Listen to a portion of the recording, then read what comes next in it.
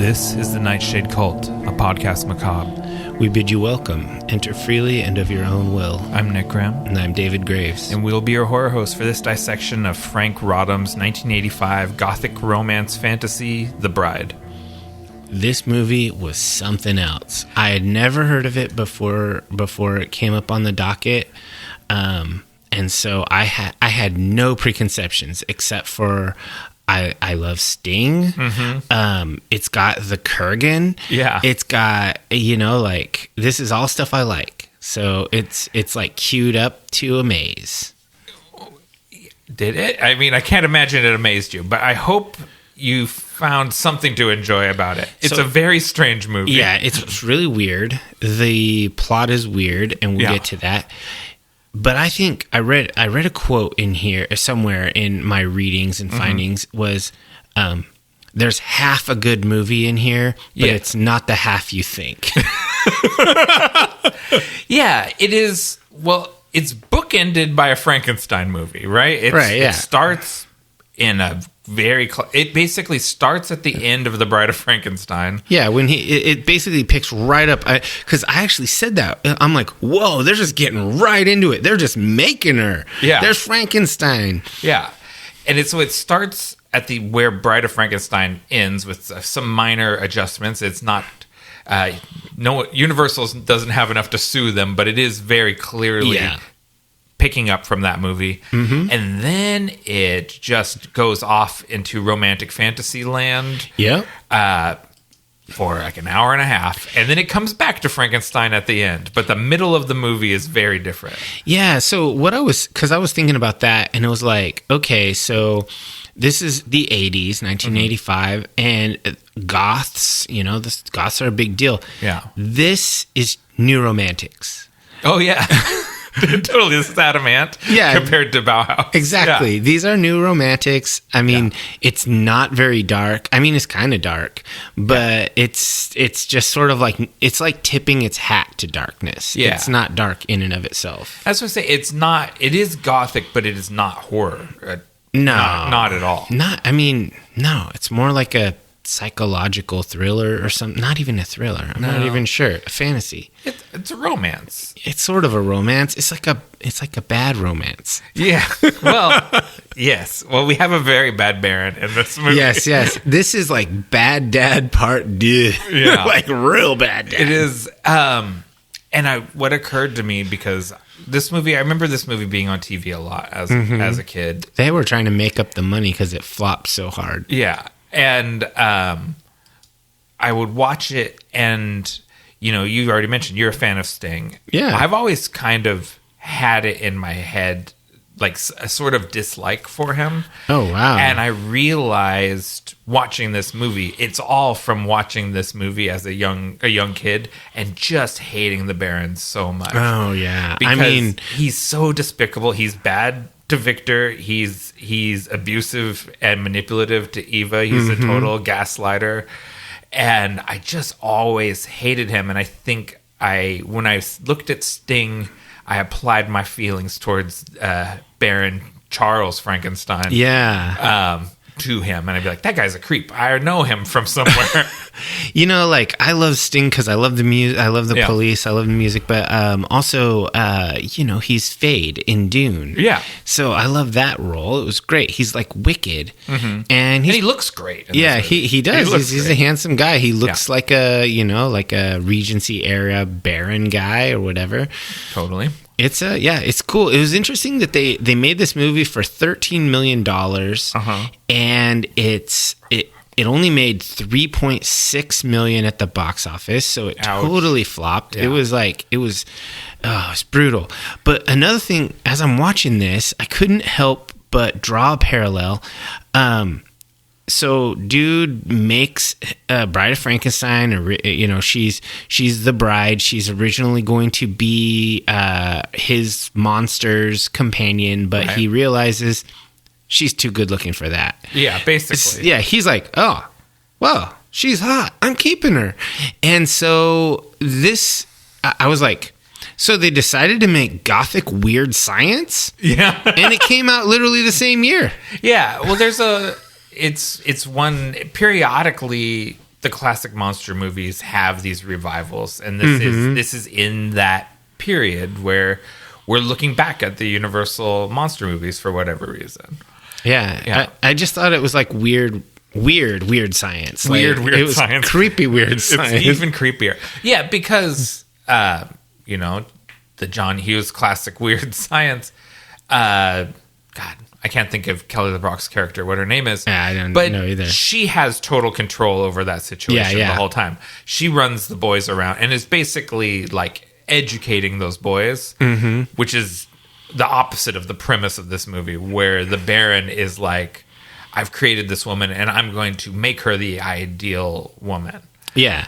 Make her the ideal bride, you know? Yeah. And it's crazy, like, because the failure of this movie is strange because, it had Sting and it had Jennifer Beals, like, after her in her post Flashdance fame, and Sting is at the height of his musical popularity, and of course Frankenstein is an ever popular property. Yeah, how did it fail so bad?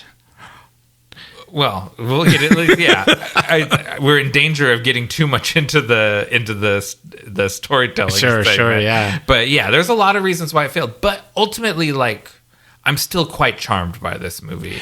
I don't hate it. There's a lot of people in here I like. We'll talk about them in the performances section. Yeah. But there are a couple awards that were given out that I figured I always call those out. Yeah. It was nominated for 1986 Saturn Awards Best Costume and Best Music. That's a positive thing. Yeah. That's good. The costumes were good. Music was good. Good score, yeah. But Jennifer Beals actually won the Golden Raspberry Award for Worst Actress for this film. Honest, that feels cruel. And I feel every time we talk about a woman getting the Razzie for Best Actress or Worst Actress or whatever, it always feels cruel. It always feels like punching down. Well, I think all of the Razzies are down punchers. Yeah, it's mean awards. It's mean awards, yeah, for sure. Yeah. I'll go on record to say that I don't think she should have got a Razzie for this. It was a fine performance, but not amazing, but not bad. No, it's fine. She carries all of her scenes. I think she's a much better. This is performances, but I think she's a stronger actor than Sting is. I don't know about that. I'm not saying Sting's better, but I'm saying they're on a level. They're on a level with each other. They're carrying each other. They're helping each other through those. Yeah, scenes. That's probably fair. No one stole the show there. No, not in those scenes. Well, why don't we roll the music and we'll get into the dissection.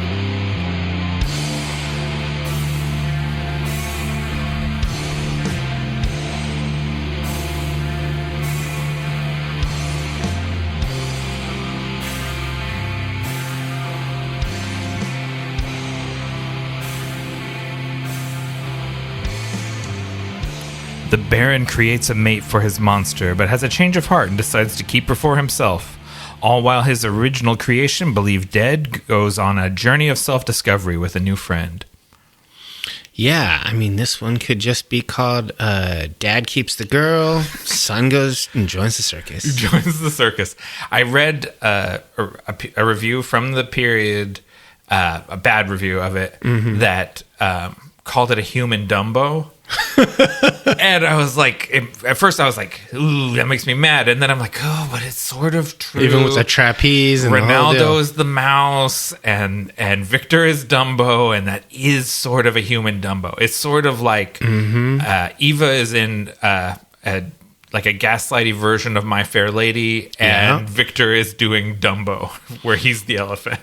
Yeah, this is really an interesting. This is really interesting because I think they thought they were making a feminist movie here, feminist undercurrents in this movie. Yeah, it's definitely there. Because there's, the idea to, that women should be educated, etc. But it's crazy to me that they basically thought that the only way a woman could be equal to a man is if a man made her and programmed her. It felt really top down. Yeah. Well, the interesting thing there to me is that the Baron. So one of the core relationships is Baron Frankenstein, and he's got a friend, Clerval. That's a creep, right? And Clerval is an open creep, while Charles Frankenstein sees himself as above all that. He's not carnally motivated. He's an intellectual. Yeah, he's a closet creep, and his friend is a Lothario. Yeah, and that's the thing. It's like it's presented as though Charles is progressive and is above all of these things, and he's like, I'm going to educate her, and she'll be the equal or the better of a man. And then when she starts to intellectually surpass him, he's mad about it. And when she wins an argument with him, and he goes and burns the book that that he improperly cited the author of, and it's like he says he wants all these things, but he's not honest. He actually ultimately still wants a pet, right? Like a woman that's going to do what he tells her. Yeah, he didn't want an equal, like he said, because as soon as she started approaching that, he resented her. What he really wanted was someone who wasn't his equal, but who would pretend whenever it was convenient. Someone stimulating, but not surpassing him. Yes. Yeah. And so by the end of the movie, I sort of am coming around on Clerval as like, at least Clerval is just who he says he is. He's just a dude, bro. Of his time. There's this scene where he's like, I think he's chasing Eva. Oh no, it's when Eva starts running off with the Dread Pirate Roberts from the Princess Bride. Yes. And he goes to spy on her, and Clerval is like sucking on some lady's boob in the hallway in like a dark corner, and it's like he's just having his best life over here. Everyone knows who this guy is. And he doesn't make any bones about it. He doesn't pretend to be better than he is. Yeah, I mean, I'm not about that life, but I respect that he is just doing what he does. No one's surprised. None of the ladies are getting involved with him thinking he's serious. Yeah. Everyone knows. He's a fun time Charlie. Yeah, he's just a cad. No big deal. We haven't mentioned, it is directed by Frank Roddam, director of Quadrophenia. Yeah. That remains his one directorial claim to fame. None of his other movies have ever reached that cult status. But he is the creator of MasterChef. Huh. So he's got money. Yes. He's been very successful as a TV producer. But other than Quadrophenia, none of his films have ever really done a ton of business. I mean, not to get too much into Quadrophenia, but that one wasn't really that interesting. That wasn't really that good. It was just kind of a music thing. It's culturally significant for that scene, the mod scene. Yeah. He has a good visual eye, and it's not necessarily a compelling storyteller. Yeah, so we got Lloyd Fonville who wrote this, right? Is the writer, yeah. And holy smokes, this guy had so much rich material to start with, and he came up with just a branching story where the two branches never cross until the end. Yeah. They just fork at the beginning, and then at the end they come back together. But they're psychically linked to each other through the spark of life lightning. Yeah, so every now and again there's oh no, why do I feel so weird? And then on the other side, the person's under distress or whatever. Yeah. But really the stories are barely touching each other. And the one with the story with Victor, which is what the monster is named, which seems like a confusing thing to name him. Played by the great Clancy Brown. Yeah. That was a pretty compelling story, actually. It's my favorite of the two stories. It's the one I remember fondly. Yeah, I mean, I really liked him. I really liked his homeboy, Ronaldo, played by David Rappaport. Yeah.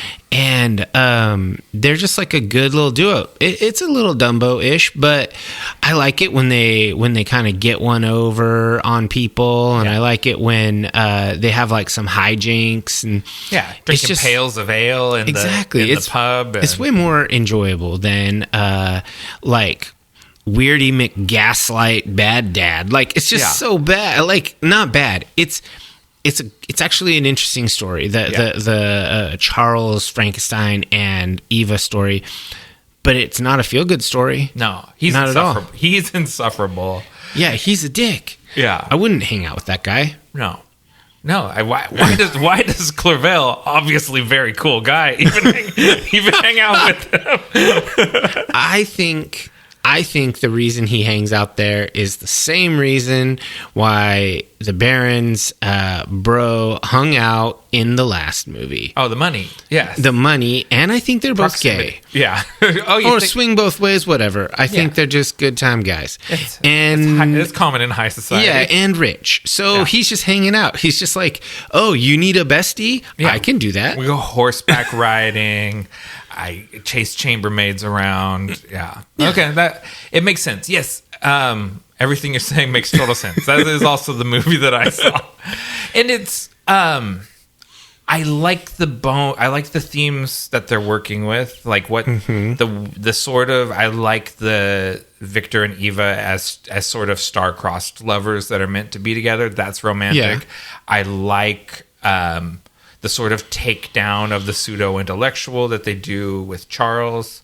I like the kind of coming of age story that Victor gets. Like he gets to see the world and kind of figure out how to be a man. And by the end, like he's like a guy. He's like a dude. He's not a lumbering monster. He is like a man with some hair confidence. Is combed. Yeah. His jacket is worn right. It's when he returns back from Budapest and he's got some gold in his pocket and his hair is like you said, his hair is combed and it's like his clothes fit him and everything. He looks like Clancy Brown, but pretty handsome. Like for a monster, very handsome. Yeah, and it's like even though the merchant kind of ripped him off because he's still not a smart man. Yeah, the merchant didn't think a monster. Yeah, he just thought dumb guy. And I actually really like that sequence because he could have fully robbed him blind. Yeah, but he gave him a gold piece. Yeah, he kept one gold and gave him back. Oh, okay. Yeah, which one gold is still far too much. Oh yeah, for some like glass beads or whatever. Glass. Yeah, but there's something so charming about Victor ultimately that wins people over. Yeah. And I think that, I mean, we'll get to this in the performances, but Clancy Brown's performance is a big part of that. Yeah. And so that's why that storyline it's a full character arc. You get from zero to hero, kind of the whole deal. You get a full thing. He makes a friend. He experiences the loss of his friend. Yeah. And you have a heart is breaking. Yeah, and so that the Victor Frankenstein story actually is pretty darn compelling. Yeah. And then at the end, so it's like we have Dumbo on one side, we have Pygmalion on the other side, and then it ends with Beauty and the Beast. Oh yeah. Weird. I like that too, though. Like they go to Venice, which was Ronaldo's. Yeah. His dream was to see the streets made of water. Yeah, and I mean, why not? In honor of your buddy. Yeah, and you've just married or murdered a baron, and you should probably get out of town. Yeah, you have some cash. Yeah, she's smart. We know absolutely she knows what the money's at. Yeah, what you do? She's smarter than the baron. You hand Eva the purse of gold, and you're like, you manage this. No one will rob us because I'm a monster. Exactly. And we're in good shape. They're a good team, the two of them. Yeah, it's a good kind of happily ever after sort of. So where does it go wrong? Because it definitely goes wrong. And how do we fix it? How do we fix it? Well, I mean, I just think fundamentally the way that it's written in that the two storylines don't ever interact. If I was writing this, I would have done something like there would be a fair or a circus or something in a big city nearby so that there could be a reason for the Baron to go to the city with Eva, so there could be at least some, maybe even doesn't need to be a close interaction, but it could be a paths cross or he sees her from afar. There needed to be something that tied the stories. Besides the psychic stuff. Yeah, because that wasn't, I mean, it wasn't subtle, but it also wasn't interactive because neither of them knew what was happening, so they couldn't actually put two and two together. But if they had somehow, like, if let's say that she had witnessed Victor getting like teased or made fun of or whatever, and felt his distress psychically, then she could put two and two together. I don't know what I would have done to make this better, but somehow you need to weave the stories together. Yeah, I think you're totally having them go to the circus would be a big thing and easy.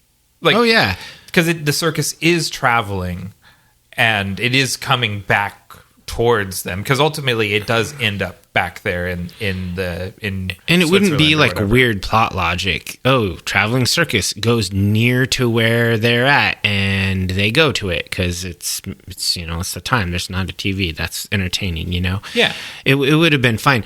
I can't remember who originally said it, but Brandon Sanderson in his lecture series about writing, he says writing romance is about braiding roses.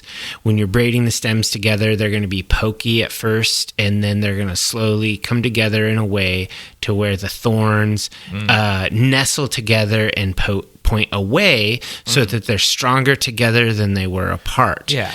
There is no braiding happening. No, and so by the time they come back together, one, you're ready for things to wrap up. Mm-hmm. And it's long. And so you don't have the patience for it, right? Like when he's coming and he wants to give her the necklace and he climbs up to look in the window and everything, you're already sort of checking your watch at this point, and you're like, how much longer is this going to be? And if you're going to do a runaway to the circus and come back a hero, that needs to be done in 40 minutes. Okay. And then you come back, and then you have 50 minutes because it should be a 90-minute movie. Yeah. This is a classic. Should have been a 90-minute movie. Yeah, and then you have 50 minutes to do the romance, the conflict, the climax, and then the outro, happily ever after. Yeah.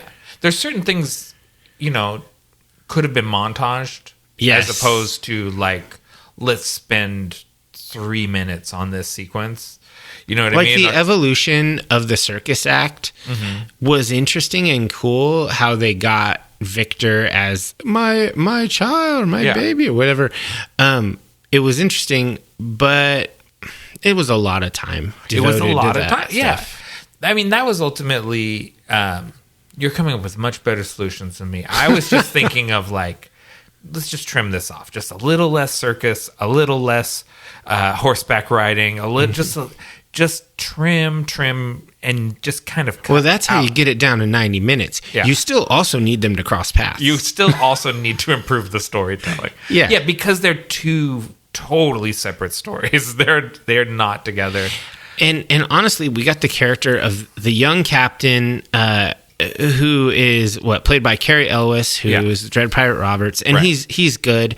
But that character, the story purpose of the captain was to incite jealousy from the Baron. It's just a story, just a lever to pull. He's not even an actualized character. That lever could have been pulled by Eva noticing Victor and feeling sympathy for him, and the Baron noticing her notice. Yeah. Then it would have pulled the lever. There would have been the jealousy. Right. You should care about me. Me. Right. And then you could have just delete. You don't even need any of those scenes. Yeah, because the Cary Elwes character really, he, like you said, he pulls the jealousy lever, and he also teaches Eva, men are bad. You know what I mean? Oh, like yeah, that's yeah. the lesson, is that he thinks that she thinks he's romantic, but then he basically throws her under the bus when the Baron catches them. He's like, "Oh, she means nothing to me. Whatever. She just threw herself at me, and she's like, oh, I was going to run away with you. How dare you? Yeah. We're soulmates. Yeah, you're so handsome. How can you also be mean?" Yeah, and so it's the truth. I get that every day. No, I'm just kidding. But he is deletable. Like, Yeah, he's a totally deletable He's a one-dimensional character that only exists to do those two things, the jealousy and the demonstration that men are bad. But I would argue that the Baron already has demonstrated that men are bad. And also his buddy. You have Clerval. Yes. Yeah. So you don't need a third different flavor of creep. Yeah. You could easily, because you have Clerval and he's way up on the credits. He's like the number 2 credited actor. So you're paying the guy a decent wage. He could be the creep that seduces her, and the Baron be upset about it. And you could, I mean, there's just so much you could do. Like, say you want to demonstrate that men are bad, people are bad, blah, blah, blah. Just tie that in to where when Eva gets her psychic thing and witnesses Victor being abused, he's being abused by bad men. Yeah. And then she learns the lesson. Oh, men are bad. Oh, Clerval reinforces it. Oh, the Baron reinforces it. Boom, lesson handled. No extra screen time. Yeah. So we're cutting Carrie Ellis out. Eva goes to the circus. Yes. And yeah, I mean, we should just do a fanfic version of this. We should. We could do a fan edit like Topher Grace and the Hobbit. Can you get the Topher Grace edit? Is it out in the world? Like we did a podcast on and was that his Hobbit? Edit? I think so. Yeah. Oh, okay. I didn't know that was specifically his edit. Interesting. Well, if I'm wrong, correct me, Cultists, but I think that he is the guy that made the Tolkien edit. I need to Hobbit. rewatch those Hobbit films since I went to Hobbiton just to see. You're better off watching the fan edit that we watched. I think. And that's probably on YouTube, right? Or on your computer. Yeah. I think I have it on my hard drive. You already downloaded it. Yeah. All right. We're on track to fixing this flawed movie. And I will say that of the things we talk about, storytelling, visuals, audio, performances, the storytelling's the worst part. Yeah. The rest are pretty good. I'm not going to hammer them so hard, but this was really just like it to me. This felt like a film school writer who was writing like, oh, and I'm going to put this classic plot, and I'm going to put this classic plot, and I'm going to have this classic character, because all of these things are classic.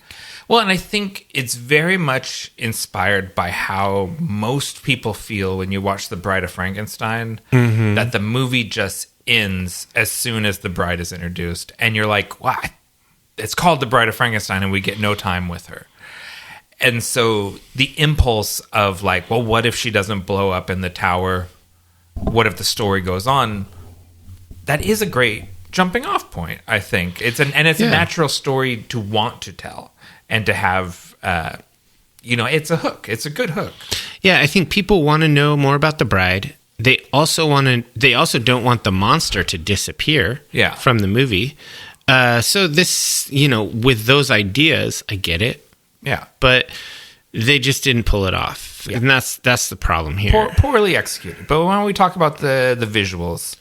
Cinematography by Stephen H. Burham, production design by Michael Seymour, costume design by Shirley Russell, and prosthetics by Aaron and Marilyn Sherman. Don't even credit those two, because these prosthetics are barely present. He's got a scar on his forehead. Bro. And what about Eva? Where's her stitching marks? Or you see her fully naked in this movie. Yeah, when you watch it on TV, that was not in there. She has no Frankenstein, like none of the stuff that makes you a galvanic creation. Yeah, it is very funny. He says, I stitched you together from corpses. It's like, no, you didn't. One corpse, clearly. There was like a corpse. You brought it back to life. Yeah. Just a resurrection. Yeah, this was just probably a girl that drowned or something, because the body's in immaculate shape. Yeah, there's just no damage. And he probably has a brow ridge. There's a little on his on his cheekbones. They kind of bulk those out. Yeah, and he's got a scar on his forehead and some random scars on his body. Like when he takes his shirt off, he has like a gnarly scar on his back. But it doesn't look like the scars seem pointless. They do not seem like I've assembled a body. They look like battle damage. They totally look like battle damage, which is how Ronaldo takes it. Like, this guy's just been like chopped up. Yeah, he's like, and sewed you've back been together. mistreated. Yeah. But it does not sell you on this is a man who's been stitched together from parts. It doesn't look like Jacob Elordi. You can see how this is one guy's like arm and another guy's leg, and like you see how the puzzle goes together. Absolutely. Del Toro's Frankenstein, where he went with like a sleek kind of agile monster rather than a blocky stompy monster. It still looks, it's still a monster that was sewn together. This is just a dude with some scars, a beat up guy, kind of an uglyish guy, because they make Clancy Brown, who's not known as like a looker. He's not ugly. He's a Hollywood guy. He's a decent looking fella. They make Clancy Brown uglier, and then they rein it back toward the end so he looks more Clancy Brownish. Yeah. Which is, I guess, a move, because they have made some really ugly Frankensteins. Oh yes, Frankenstein and the Monster from Hell comes to mind. David Prowse. Oh yeah, it's a very ugly Frankenstein monster. I mean, Christopher Lee's Frankenstein is ugly too. Oh yeah, ugly. Yes, Clancy Brown is one of the more handsome Frankensteins. Yeah, of the Nosferatu family, that he has rugged bad looks. He is just, he's the best looking ugly guy. Yeah. And not ugly, just sort of brutish. Yeah. But he's his kindness comes, he has very kind eyes, and that goes a long way. Yeah. He's sort of like the Karloff Frankenstein in that way. For sure. That he loves animals like him. Yeah.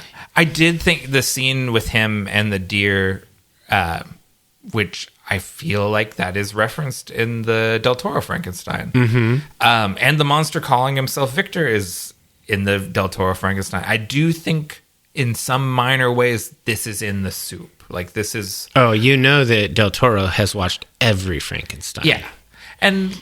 he's like, well, there's some things I like. I like that it spends so much time with the monster. So, yeah. Absolutely. Yeah. The cinematography by Stephen Burham. Cinematography is great. I love the way this movie is shot. Absolutely. It's mostly filmed in Shepperton Studios in the UK, but there's some location shooting in France for the medieval village. They shot that in France, the Budapest. And then that statue garden is in Italy, I believe.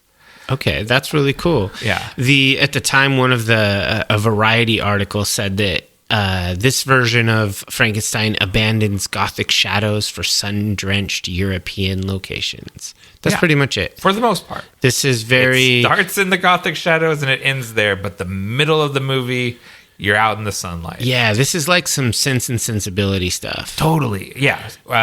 Wuthering Heights, just Absolutely. all of it's very Jane Austen. Oh, yeah. I love Regency stuff. Like, I took British literature twice. And I knew, like...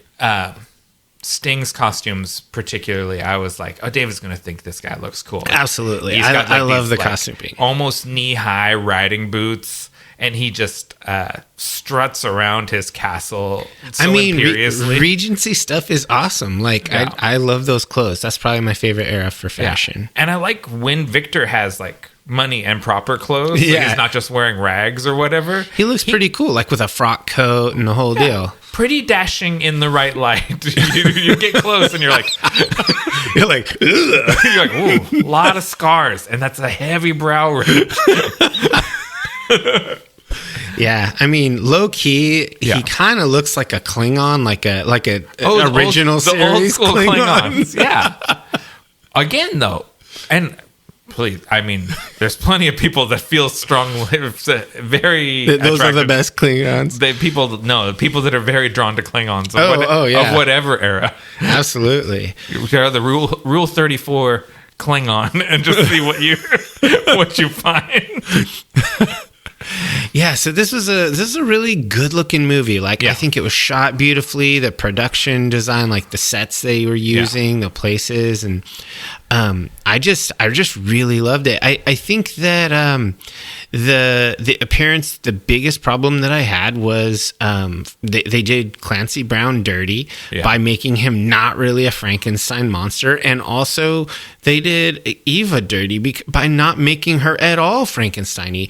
Like, if you're gonna have a scene where she walks down the stairs naked, There should be some. and there's in the way the shadows are set, because there's like a hearth fire and then a shadow to where she is revealed from the feet up, right? And the shadow rises as she descends the stairs. It is. It's another one of those. It's very gothically shot. Yeah, and that's obviously an intentional look. It's a beautiful scene, but that should have been the showcase for her stitching on her joints, even just like Corpse Bride style, like her arms and her legs are sewn on, or a cadaver scar up the center, like, you know.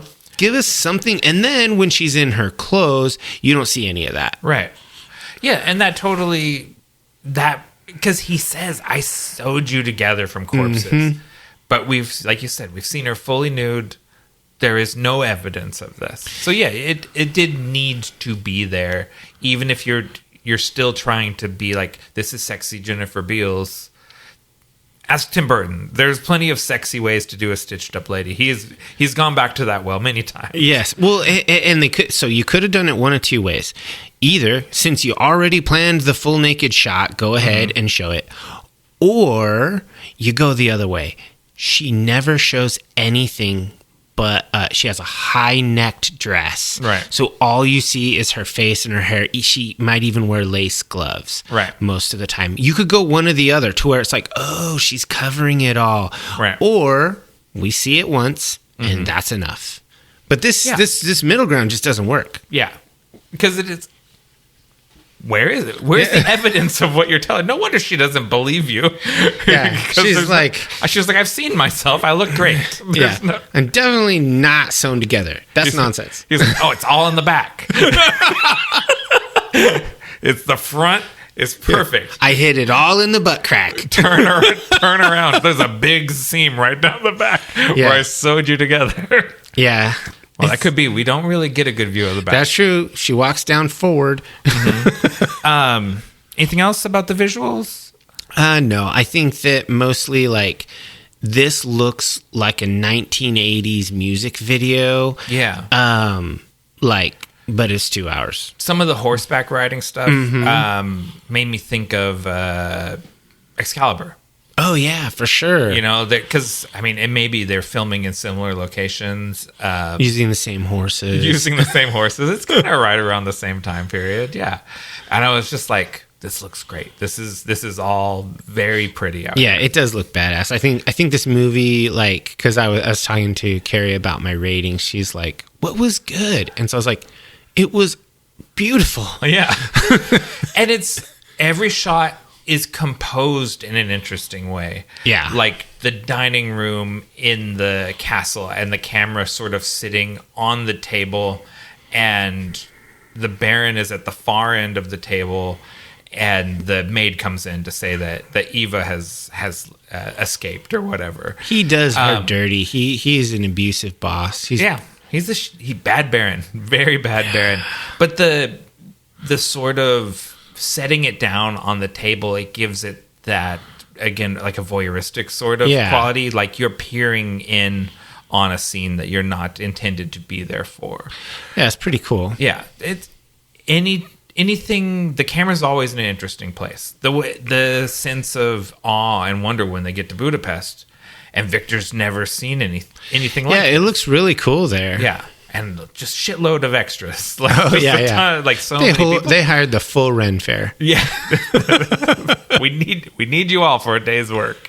Oh my God, those extra the thugs in the Budapest, like with their mullets and whatnot. I'm just like, oh my God, these guys are so 80s villains. Like, it's great. Oh, totally. They were also in Lost Boys.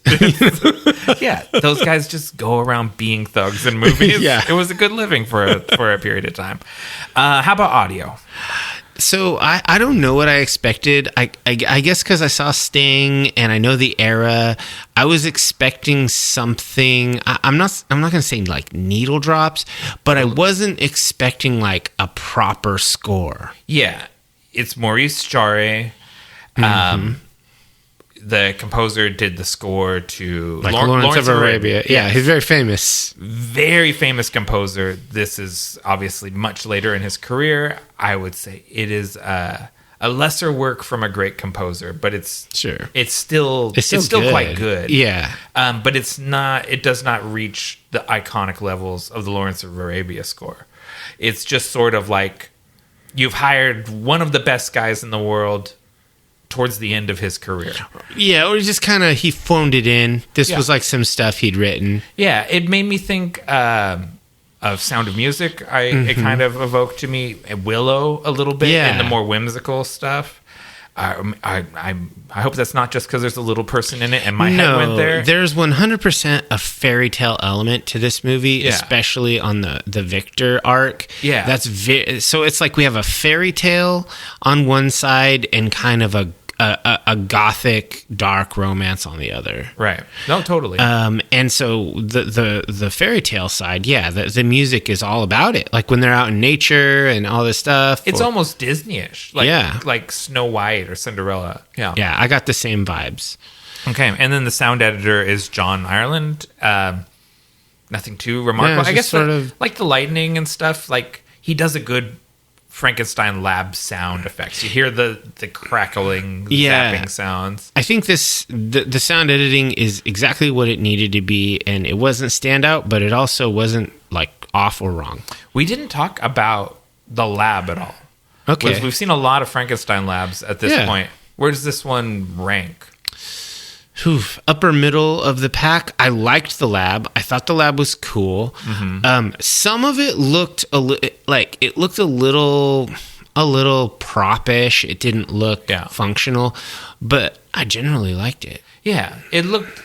We're kind of splitting the difference. We're doing a little, probably 2/3 Universal, 1/3 Hammer as far as aesthetic. Yeah, in I the could lab. see that. Yeah, but it has like the spinning capacitors, but you have like the Jacob's ladders and stuff, like also. So you get that. And the fire effect was really cool when the thing explodes. Like, I mean, that was good. It wasn't. I mean, by the 80s, you have some pretty amazing looking sci-fi stuff, and so this was just kind of cool.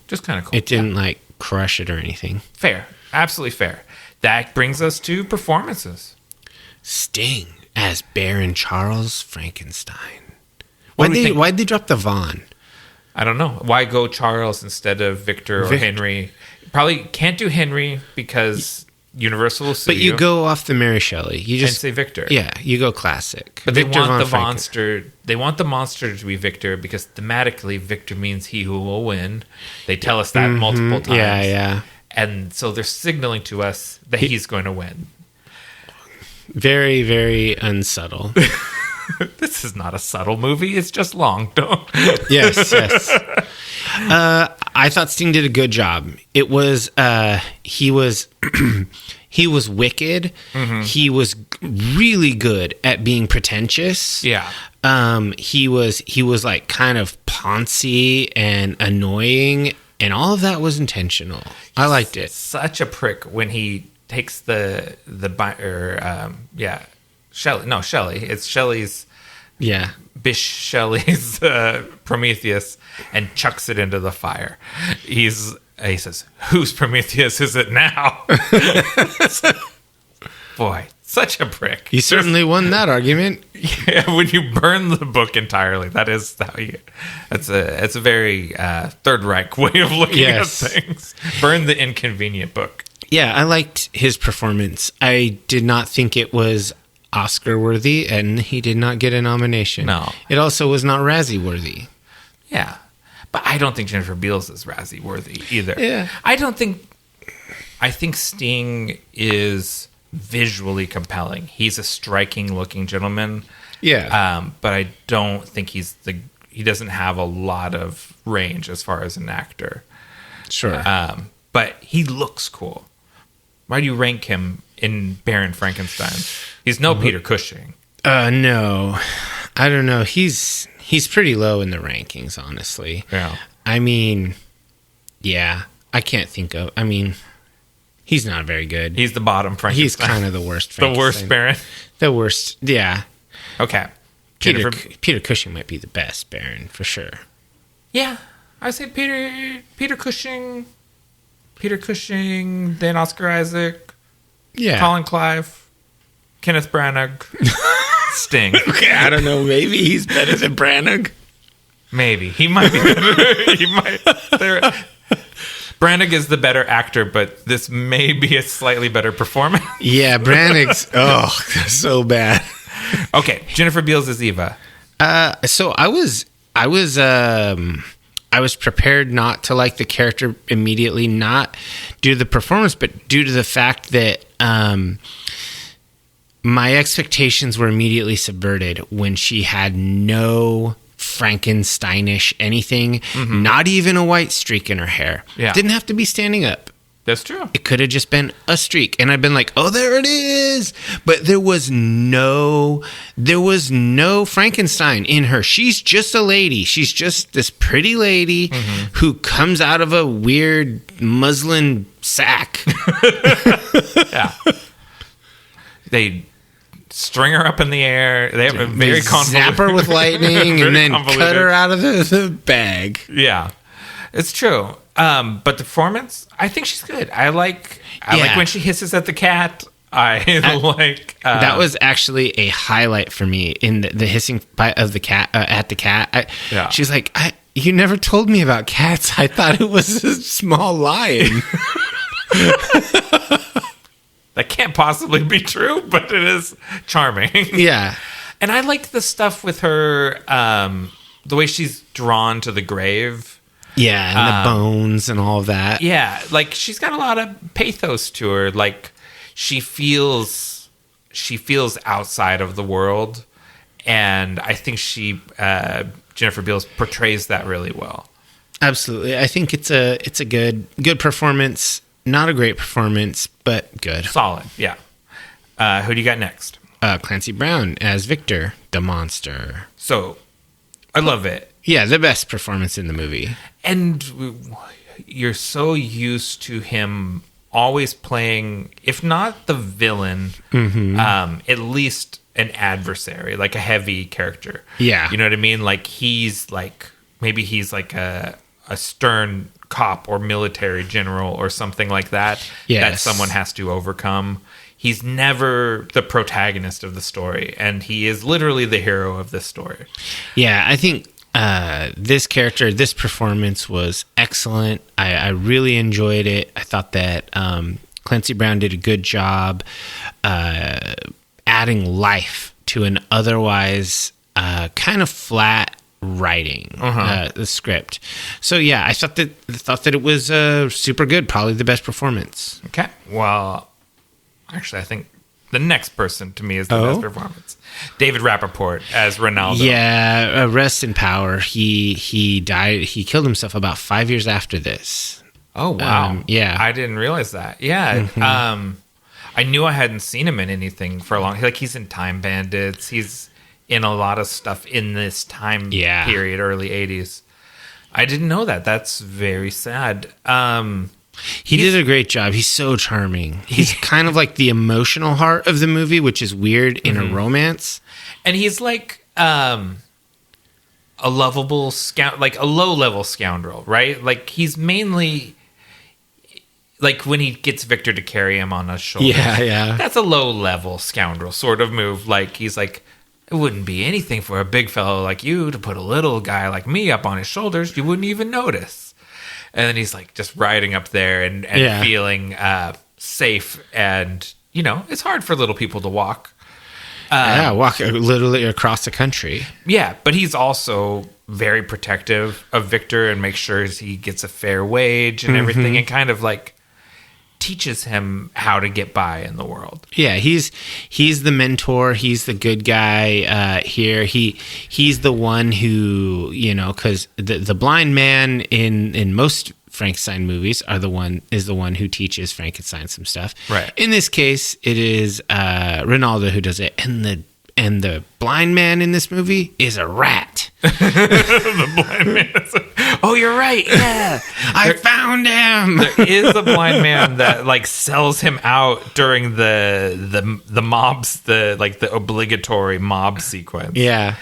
I wanted to mention one more thing about Ronaldo. He's named after Frederick Ronaldo, who wrote the screenplay for Abbott and Costello Meet Frankenstein. Oh, okay. And was blacklisted during like the communist witch hunt era.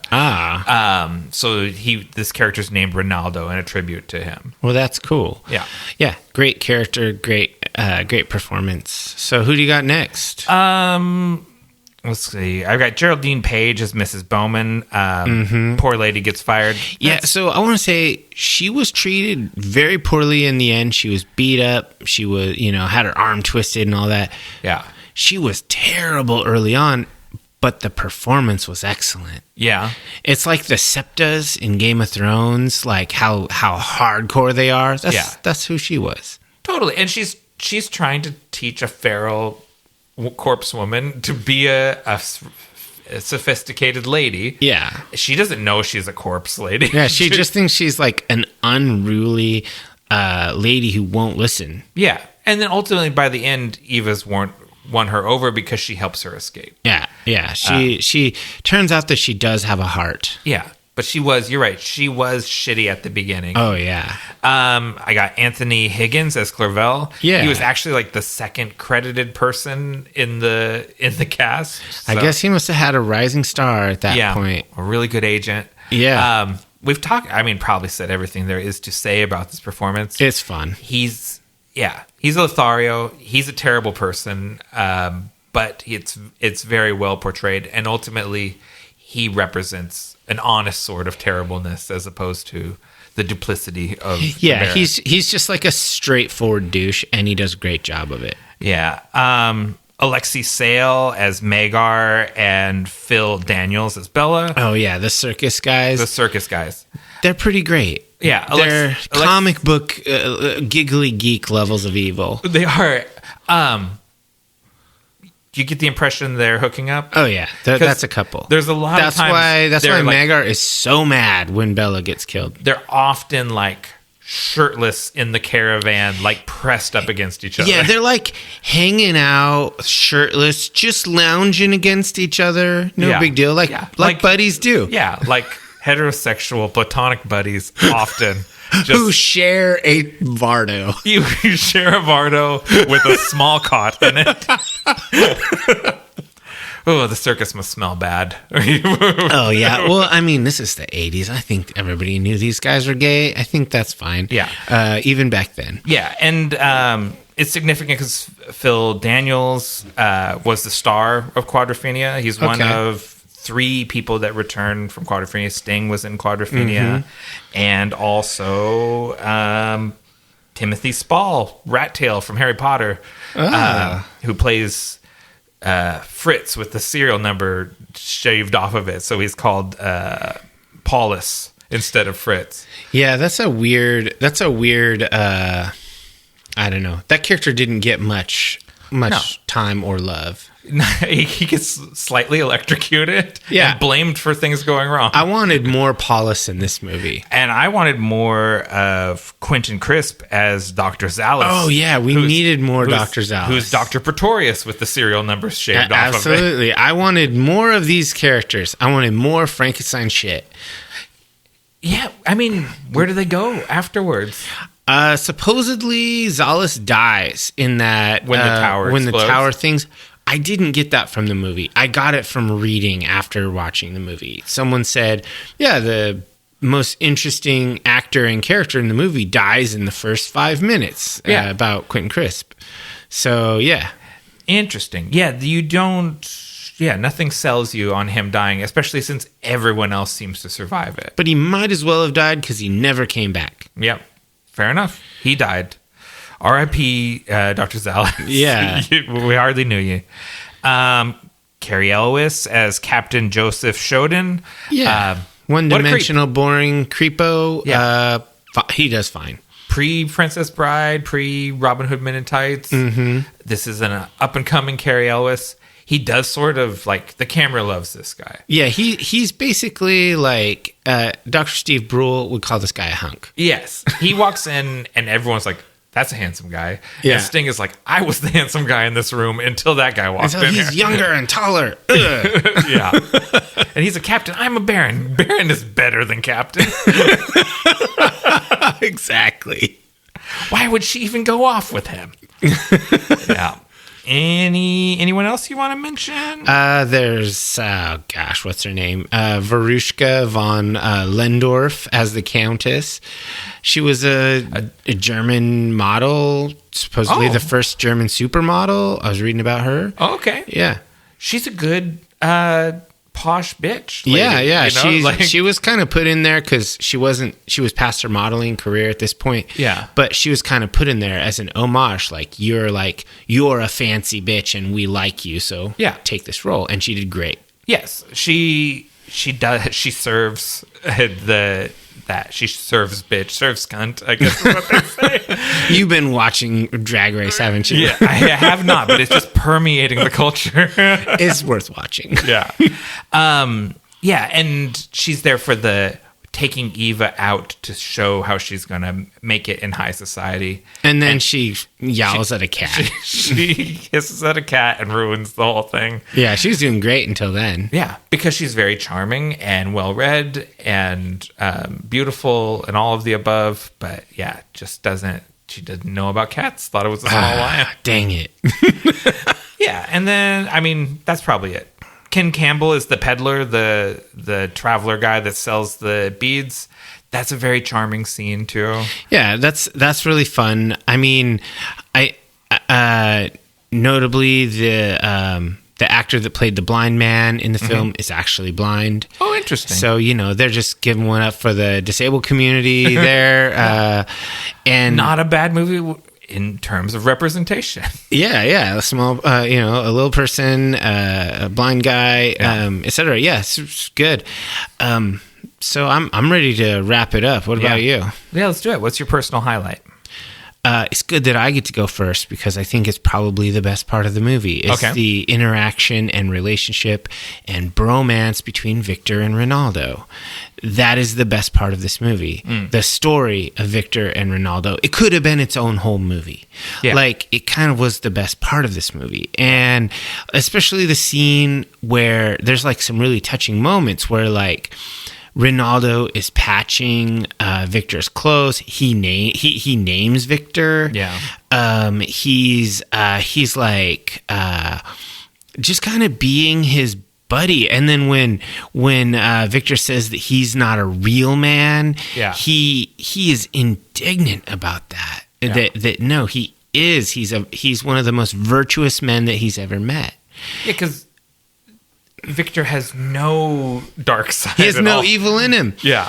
And so I just thought that subplot was the movie. Yeah.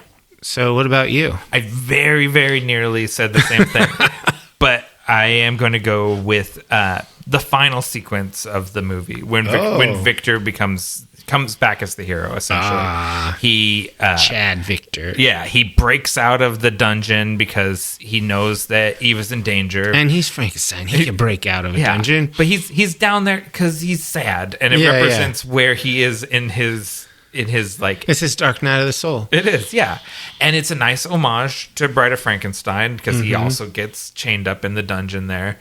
But he breaks free and goes to rescue Eva, and the movie kind of returns to the iconography of Frankenstein after, like you said, the fairy tale Gothic Regency interlude in the middle. It comes back to being a Frankenstein movie, and Victor saves the day. And I really enjoy that sequence. I enjoy the sort of like the duel between him and the Baron, where he's like, "Oh, you always were afraid of fire," and like, and so he has to overcome his fear of fire to fight the Baron. And I love when he chucks the Baron off the top of the tower. Yeah, I do enjoy that. Yeah, or when he smashes down the wall, to go back into the lab. It's a really fun heroic sort of sequence for Victor where he gets to be the one who wins. Yeah. So what worked for you? Surprisingly, a lot of things worked for me. Okay.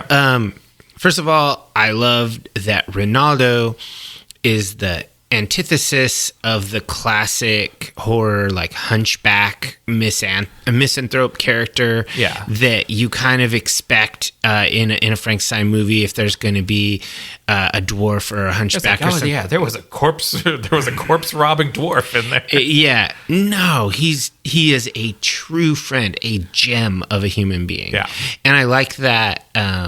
I like when you're playing with a classic thing like this. I don't think you want to get cute with the main message, but subverting the trope of a side character, that's where you want to get cute. Yeah.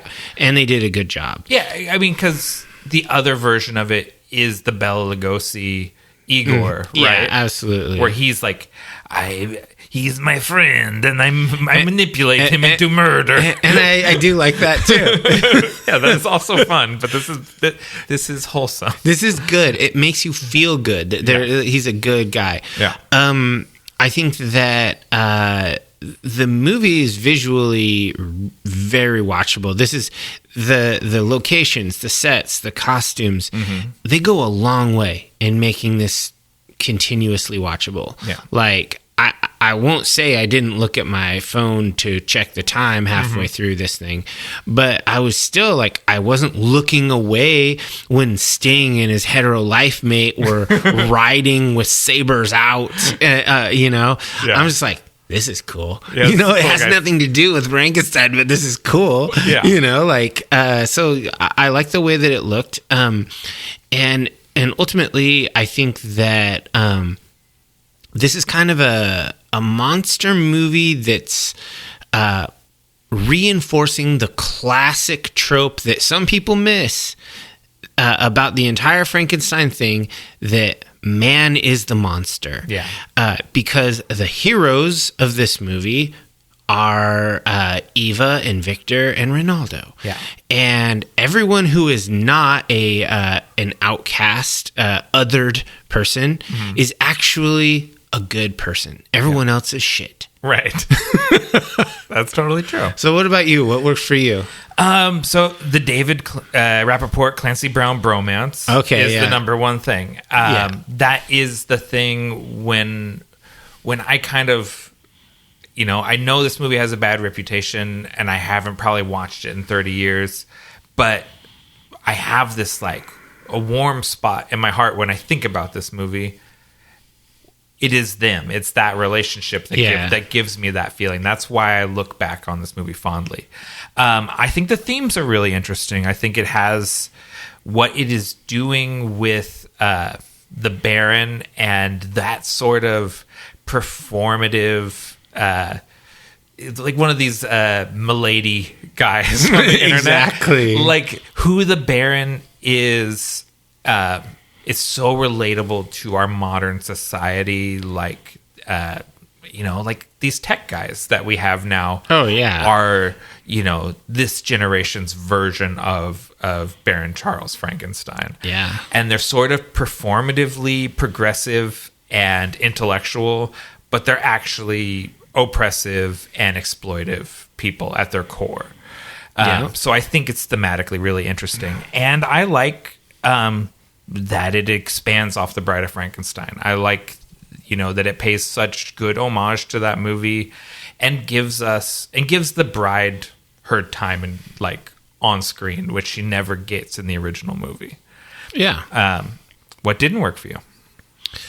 So it was a big swing and a big miss on the parallel storyline structure because you ended up having on one side, you ended up having Brown and Rappaport give both stellar performances. Yeah. And then on the other side, you have Sting and Beals giving good performances, which meant the movie is so unbalanced in one direction that essentially the Baron and Eva, who this romance and story is supposed to be about. They're on the poster. The movie is called The Bride. Yeah, it's supposed to be about them, but they're just supporting cast for Victor and Ronaldo. Yeah. And so that was a big swing, big miss. They should have interlaced the storylines. Okay. I think that every attempt that was made via the psychic connection was ham-fisted. It was weak. It did not blend well. It was poor storytelling. Okay. I think that this thing, basically, they needed a stronger actress for this. Not saying that Beals is a bad actress, but if you're going to make a movie called The Bride, yeah, and it's going to be about a created woman who is going to become intellectually superior to everyone around her. She's kind of a super person at this point. They needed to get an actress with strong dramatic chops. And Beals wasn't it. She's not strong dramatic actress. Like I want someone who can really chew on a scene. Right. And really basically like a Cate Blanchett. Yeah. That. Basically what Clancy Brown did on his side or Rappaport did on his side, we needed someone to do that on the other side. We needed a very strong actress. They chose Sting for his looks and fame. Just straight up. We knew that. Right. They needed someone better. Yeah, and Jennifer Beals also really ultimately for her looks and fame. Yeah. I mean, Flashdance was what she was known for. That's not a dramatic powerhouse of a thing. Let's just call it what it is. Yeah. All right, and then ultimately, I don't think the writing in this movie was good. I've never written a screenplay, but literally I think you and I, if we set our mind to it, we could write a better Bride of Frankenstein movie than this. Yeah. Like in a few nights over some beers. It feels like it needed another 2 passes on it. They needed another writer to jump in and take this and make it screen-worthy. Yeah. Like, this is great bones, but it just needs someone to say, that won't fly in the theaters. Yeah. No one will get that. Let's do this. It's got to be more direct, Yeah. And so none of that worked. Okay. And what about you? What didn't work? It's too long. Oh, yeah. Don't even get me started. So by the time Victor and Eva, they reunite in the statue garden, right? Yes. You're out of patience with the movie by the time you get there, and it's sort of like, and you're like, and now we get going, and it's like, now we get going, now we need to wrap it up. What are you doing? Yeah. So it's just paced very badly. This is sort of piggybacking off what you said. I think Sting is visually iconic, but I don't think he's a strong enough actor to carry, like you're saying, that side of the movie lags considerably. It is the less compelling side. The Sting and Eva side is less compelling than the Victor and Ronaldo side. Imagine if they had got someone like a powerhouse dramatic actor to play that character, because age doesn't really matter in that situation. Like, they could have got any of those strong British actors, From that in that early 80s. I mean, about Susan Sarandon, for some reason, comes to mind. She would have been a little, older, I think, than Jennifer Beals at this point. Oh, but yeah. not so much older that she's not still a leading lady. I was thinking for Sting's part, like Christopher Lee, just have him do it. Okay. It would have been better. Yeah. By like a lot. Yeah. But Sting is a big part of how we're selling this movie. Yeah, they're like, ooh, handsome Baron. I get it. I get it. And this is something you also touched on. The psychic connection between Victor and Eva feels underdeveloped, or even like it's an afterthought whenever it comes up. Like when Ronaldo dies and we cut to her crying in her bed, or when she's spinning around being whimsical and he gets dizzy. And you're just like, it's just sort of poorly executed. And I think it's a cool idea, and I just think that they didn't work it out. Like, it's just the ideas, like you said, the bones are all here, but they did not put it together well. They didn't even include a genesis of that concept, because in the ritual he's just sort of watching, right? No, he's down in his little cell below, and he's experiencing, as she's getting jolted with electricity, he's experiencing it. But why? Just because they share the lightning, right? Well, lightning is lightning, but they didn't link them in some way. But imagine if in the laboratory, Victor, the monster, was in charge. He ended up like grabbing two of the capacitor coils and completing the circuit, and that went through. Yeah, we have a lab accident, and then she's created, but he was part of the circuit. Boom, genesis for a psychic connection. It solved it, and that I just came up with that. I didn't think of this before. They really could have done a better job writing this movie. Just another pass, like you said, another set of eyes. Where you go, hey, read this, and what do you think? You know, and then you go through. There and you're are like professional punch-up writers whose whole job is to punch up existing scripts. Right. Just get one of those guys. Yeah, that's it. In this era, Carrie Fisher is got a whole side hustle of doing that. Yeah, and her specialization is punching up female leads and stuff in movies. Carrie Fisher should have been Eva. That'd been great. Yeah, and she'd have done way better. I would love Carrie Fisher for Bride of Frankenstein. Start that campaign right now. We're a little late. Yeah, or. Perfect timing. Oh, it's too early. It's too soon. Yeah, too soon. Okay, so this is going to be a tough one. Final thoughts and ratings.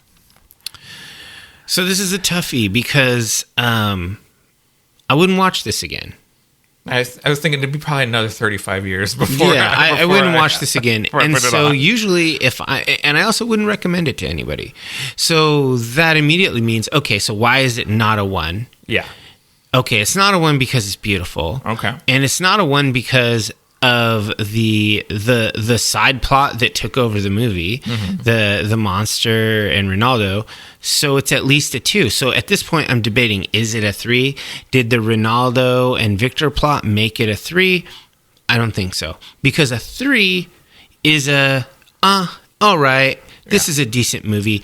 This was not a decent movie. It was actually kind of a shitty movie. So it's a 2-star movie. Okay. So, yes, I agree with you.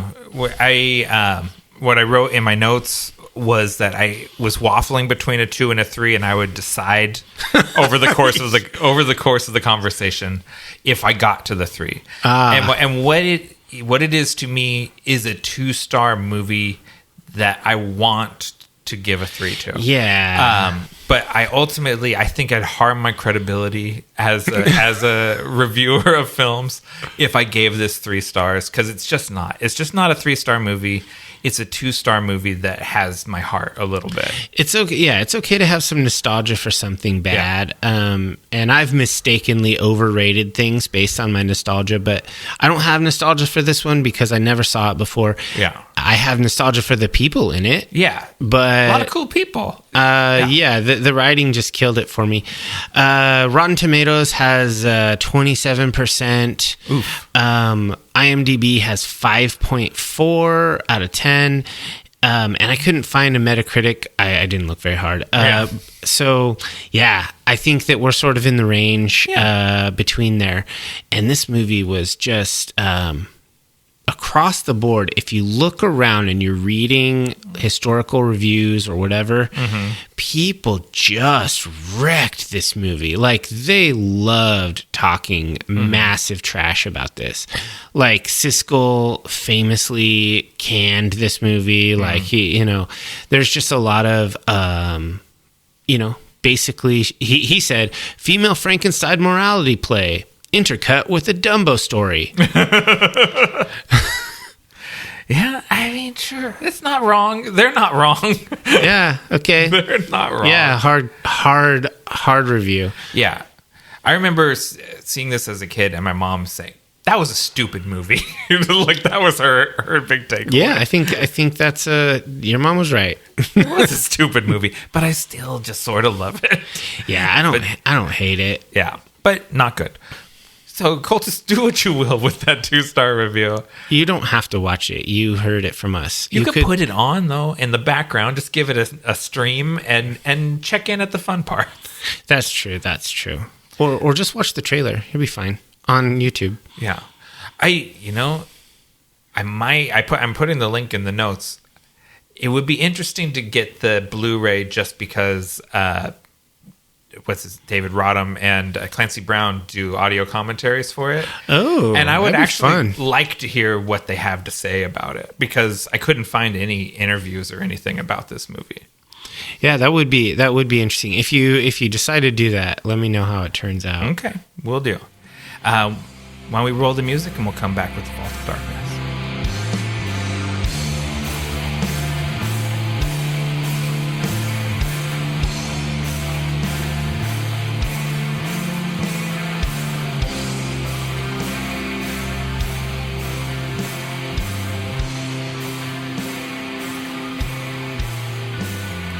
Before we delve into the Vault of Darkness, we ask that all initiates of the cult follow us on your favorite social media platforms at Nightshade Cult.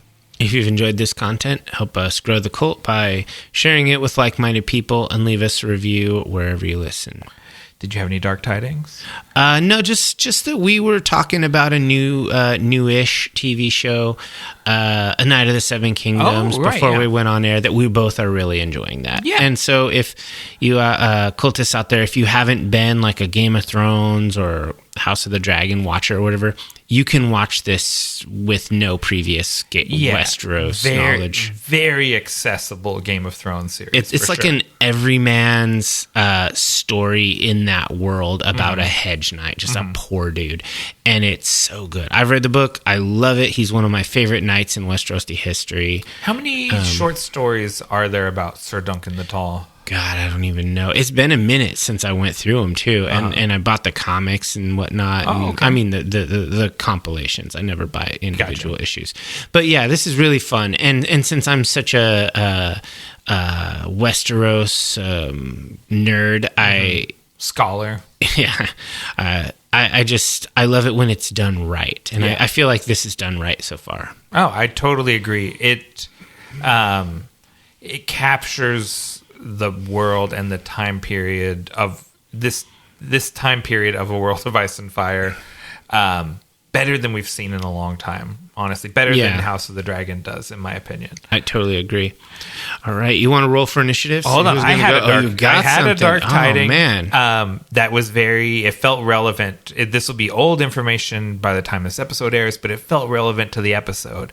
And that is Sting has paid his bandmates £600,000 in back royalties. Oh, wow. Do you think there might be another reunion tour now? Oh, I think unlikely. As Andy Summers and Stuart Copeland, they sued him for, they believe that they are owed between $2 million and $10.75 million in back royalties.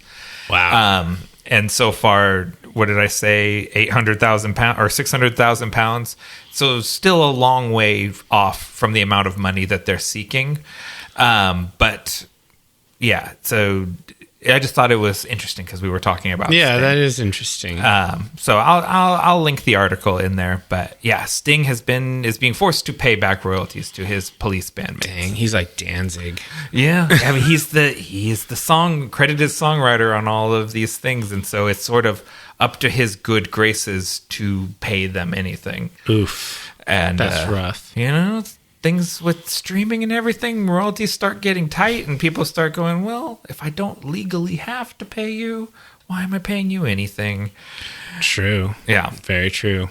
Okay. Let's roll and get to the vault. 15. All right.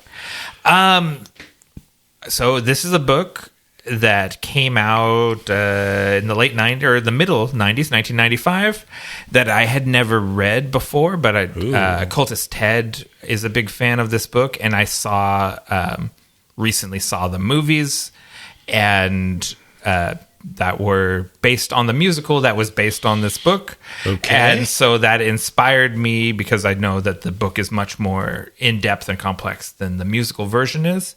And so I finally read Wicked, The Life and Times of the Wicked Witch of the West. Oh, okay. Have you ever read this? No, never read it. Feels very up your alley because it's a dark fantasy novel, highly political. Like it's extremely influential. This has become like a whole industry of doing these sort of villain origin stories. Disney has made a ton of these, Maleficent and Cruella and everything. Yeah. But Wicked is sort of the originator of this, of where you go to the origin of the character that's portrayed as the villain and look at the circumstances that led to them becoming this character that ultimately gets melted by a little girl with a bucket of water at the end of The Wizard of Oz.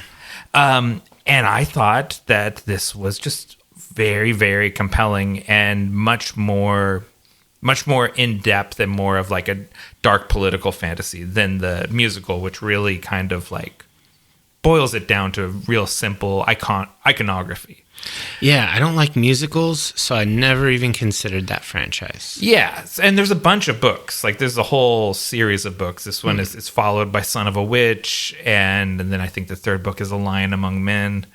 And I always loved The Wizard of Oz and The Return to Oz, especially as a kid. And this is more tonally like that, like Return to Oz. It's a very dark sort of fantasy. It's a tragedy. The lead character, who's just the Wicked Witch of the West in The Wizard of Oz, she's fully developed. You follow her through her whole life, from when she's born as a green-skinned baby with sharp teeth that bites the finger off of one of the midwives that delivers her. Nice. All the way up to her becoming like the villain of Oz, basically, like the boogeyman that everyone is afraid of. And just step by step how she gets there. And I just it's very much like, I don't know. I don't totally know how to describe it, but Elphaba is like every sort of neurodivergent goth girl that you have ever known.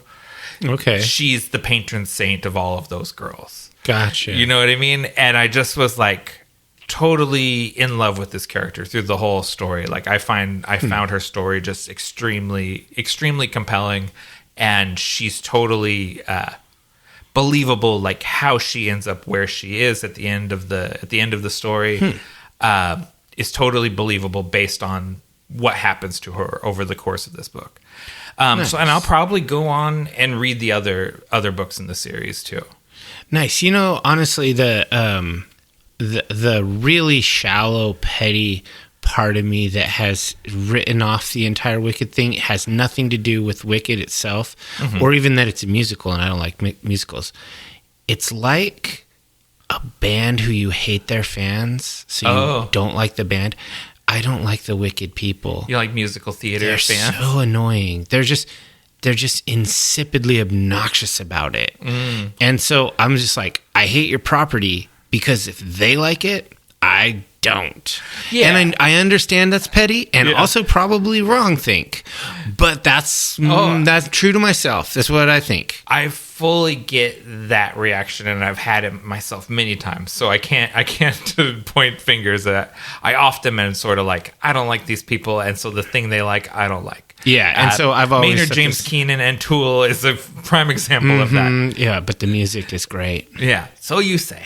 So many people say. That's true. It's like there are so few people that have listened and don't like it. Yeah, Tool is very popular and deservedly so. But so is Wicked. Yeah, so is I'll Wicked, give you that. and so is Gregory Maguire as a writer. I think he's a very good writer. I should probably just get over myself and at least try the first book. Yeah, totally. I think you could. And there's a new edition. I listened to the audiobook. and there is a new edition that Cynthia Erivo narrates. She's who plays Elphaba in the film. Nice. And I wish I'd held out just a little bit longer to listen to that version of it.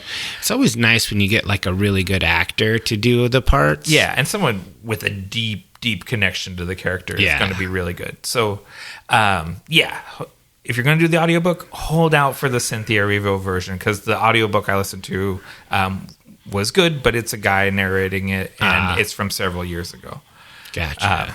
It's one of those ones where you get to the end and they talk about sending in for a catalog for more books on tape. Ooh, and you're like, okay, yeah, that's been a minute. How many tapes was this? It was like a 19-hour book. Dang. Yeah, that would have been a collection. It's like a whole suitcase full of tapes. Yeah. What about you? What are you pulling out of the vault? Well, speaking of audiobooks, okay. This one's narrated by James Marsters of Marsden?